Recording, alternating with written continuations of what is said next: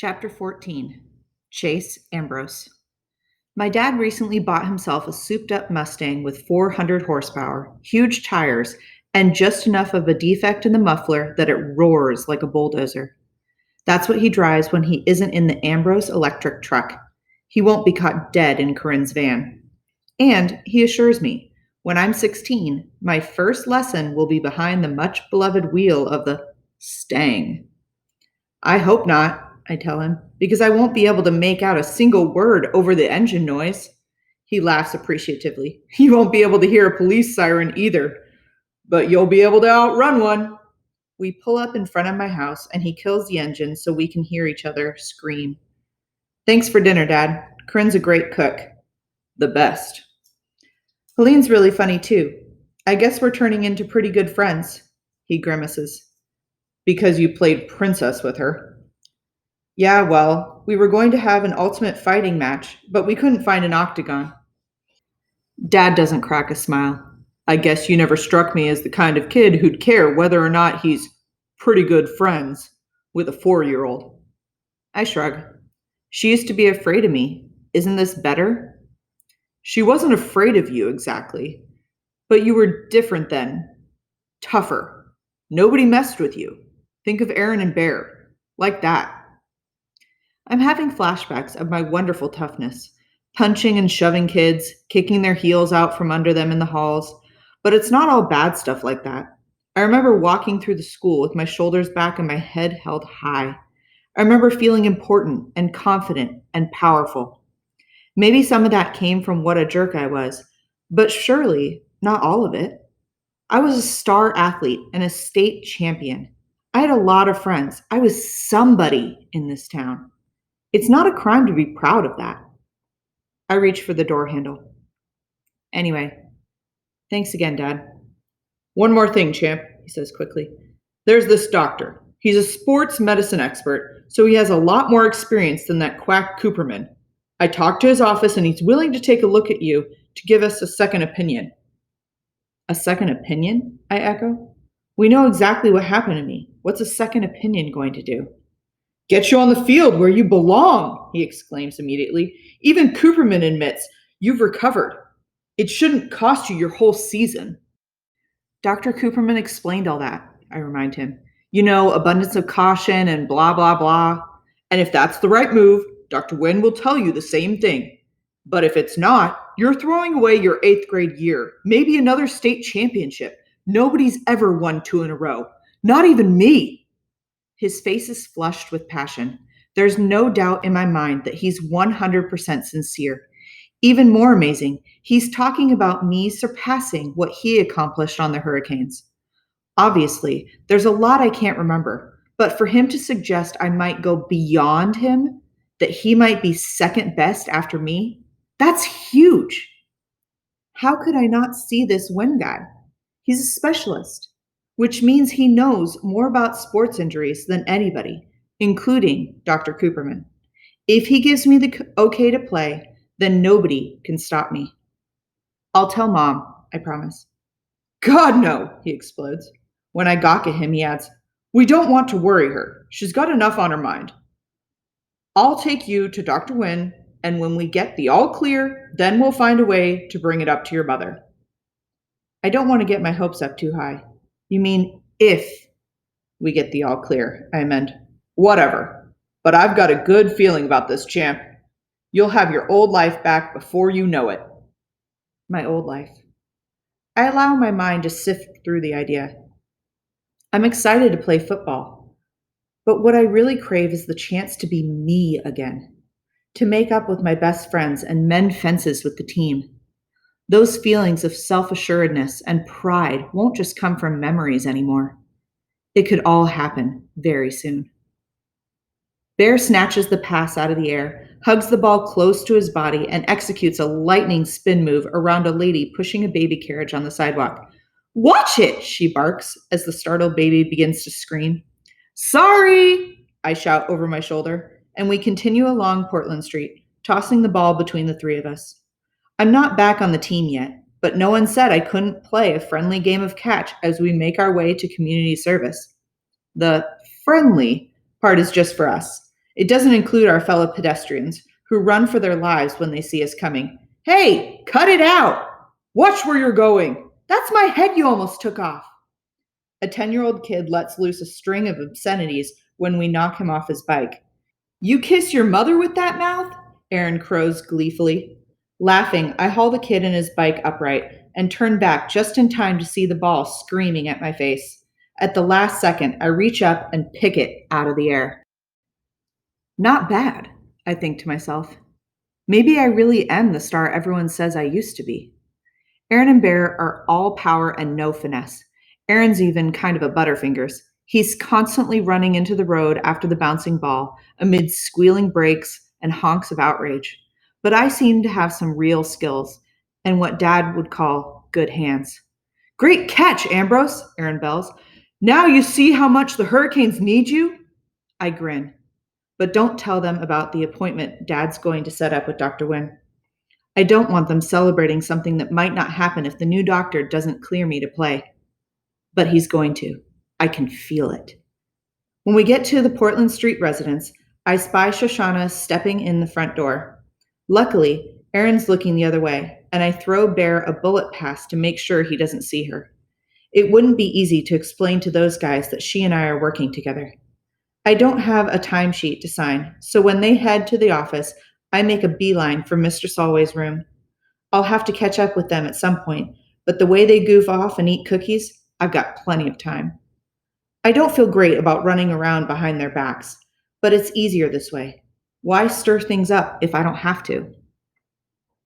So the colonel is lecturing us on conserving resources, and right behind him on the landing strip, the PFCs are unloading the 6 coolers of pastrami sandwiches we had flown in from San Francisco.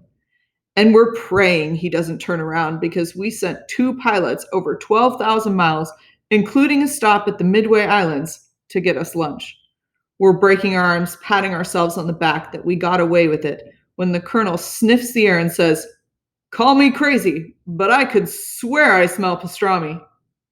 I cling harder to the flip cam so my laughter won't make the picture jump. I can see that Shoshana, the interviewer, is actually biting the side of her cheek to keep from cracking up. You don't want to do anything to interrupt Mr. Solway.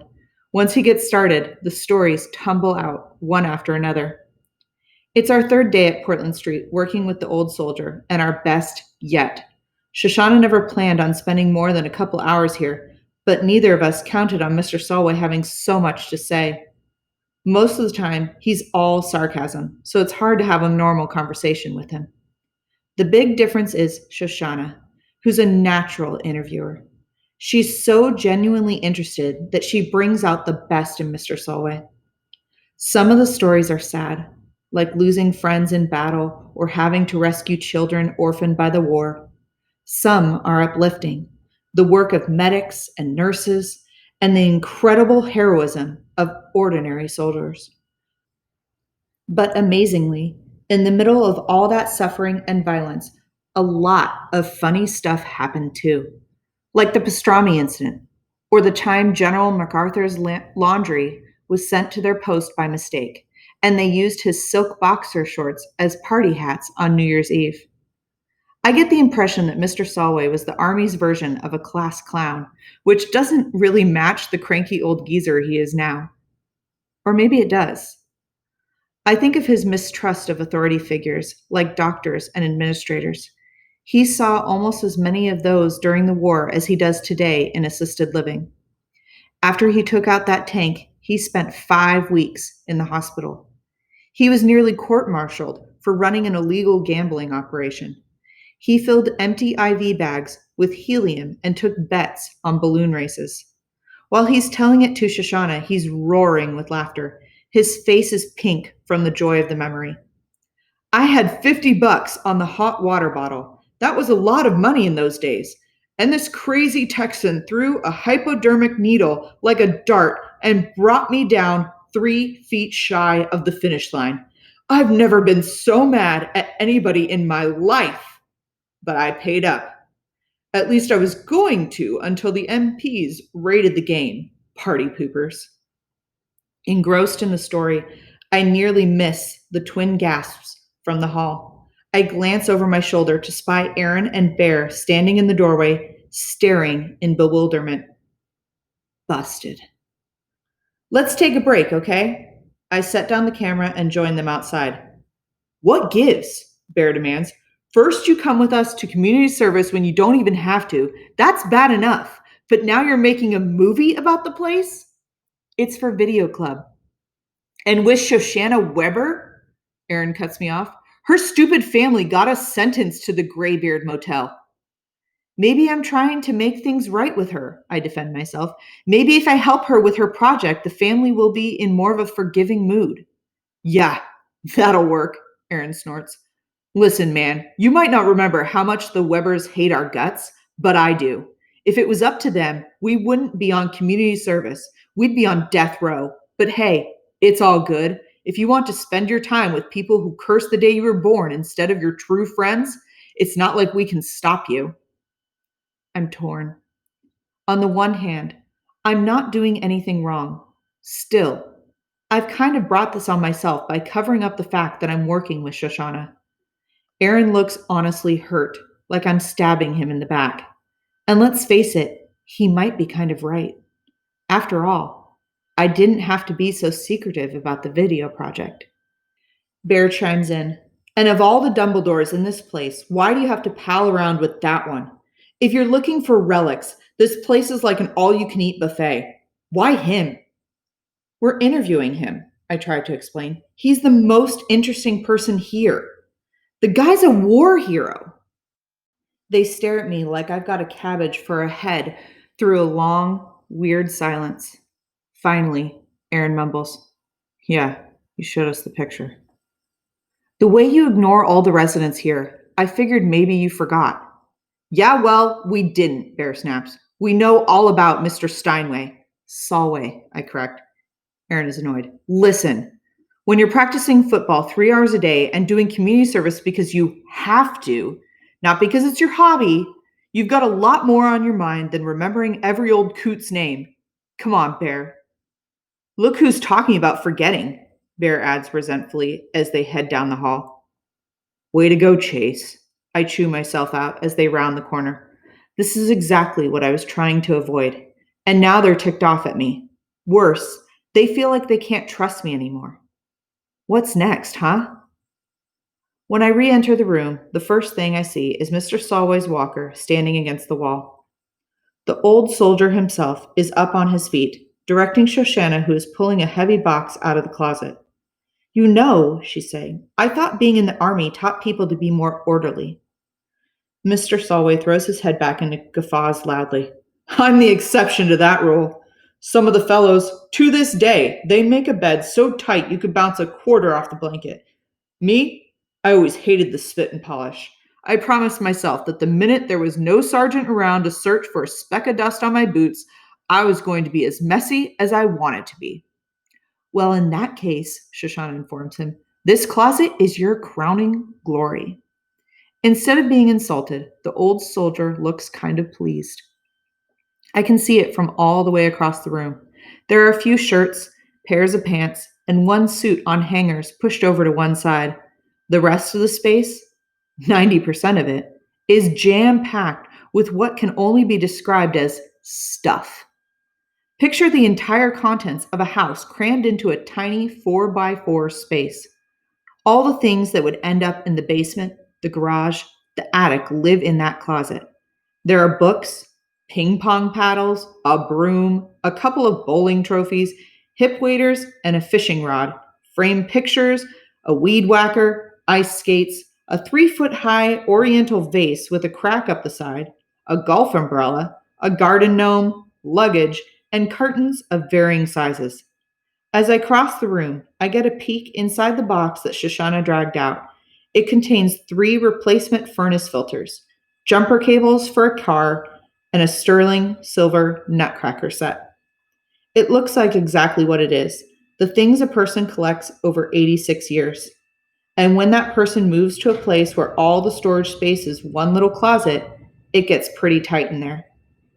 We got a lot of great footage of Mr. Solway talking, Shoshana explains to me from the depths of the collection. But what we need are some visuals to cut away to. Mementos, old photographs, that kind of thing. What do you think? When we're talking project business, she sometimes slips up and treats me like a fellow human. Good idea, I agree. Mr. Solway peers into another box. Son of a gun! I was wondering what I did with my 32-piece ratchet set. I look at him, standing up and walking on his own, even bending over to see inside the carton. It's hard to believe that this is the same Mr. Solway that I first met, struggling on the walker and never even bothering to open the blinds to let some light into his gloomy room. Maybe when his wife died and he moved into Portland Street, he lost focus because everything in his life used to revolve around her. But now that Shoshana and I are coming over to work on the video, he's totally different. He wants to present himself well on camera, so he shaves, dresses well, stands straighter, and walks better. According to the nurses, his appetite has improved at mealtimes. We dig around some more, moving stuff out of the closet and unpacking boxes until the floor is covered in knickknacks. We do find a few things we can use in the video. Black and white photographs from the barracks in Korea, the Solway's wedding picture in a double frame with one from their 50th anniversary, his old military dog tags, and another set belonging to a buddy who was killed in the war. We've got enough, but Shoshana is like a bloodhound, on her hands and knees in the closet, running her hands along the baseboard. What are you doing back there? Mr. Solway asks. Drilling for oil? She reaches behind a golf bag and draws out a navy blue velvet jewelry box of an odd triangular shape. Embossed in silver on the lid is the Great Seal of the United States. You found my medal! Mr. Solway exclaims in amazement. Glowing with discovery, Shoshana flips open the cover. The box is empty. Mr. Solway frowns. It must have fallen out. Shoshana and I give the closet floor a thorough inspection. No medal. She has a question. Mr. Solway, when was the last time you wore your medal? In this place? He's sarcastic. Lots of state occasions here. Wheelchair races, canasta games, colonoscopies. What about before that? Before you moved here? He casts her a wry grin. I get you. What if the crazy old codger packed up the empty case for a medal he lost 20 years ago? No, don't apologize. It's a valid question. The answer is I never wore it. Not that I was ashamed of it, but it didn't feel right. Like I'd be saying, look how great I am. I've got a better medal than you. Any dimwit can win a Purple Heart. My wife used to take it out once a year on Veterans Day, and when I refused to wear it, she'd polish it up and put it away again. Maybe one time she misplaced it. She was confused toward the end. It's possible. He retreats to his easy chair and sits in silence. Talking about his wife always makes him sad. We quit filming early in order to leave our subject with his memories. I love Mr. Solway, but he's pretty weird, Shoshana says as we cross the lobby, heading for the exit. He won his country's highest honor and basically ignored it. People were different back then, I offer. You know, more modest. Yeah, sure, modest. But to care so little that you don't even bother to open the case to see if the medal's still there, and then hide it in the back of your closet behind a golf bag? You've got to be a real oddball. We're going through the sliding doors, which might be why she doesn't notice that I stagger for a split second. Missing medal. Empty case buried under tons of junk. Mr. Solway's medal wasn't lost. It was stolen. Somebody pocketed it and tossed the case where it would be hard to find. Who would do such a thing? There are plenty of possibilities. Portland Street is a busy place with a big staff, doctors, nurses, attendants, service people. There were painters in recently. It could have been one of the other residents, or even a visitor. But as I run my mind over the range of suspects, an image keeps forcing itself in front of my eyes.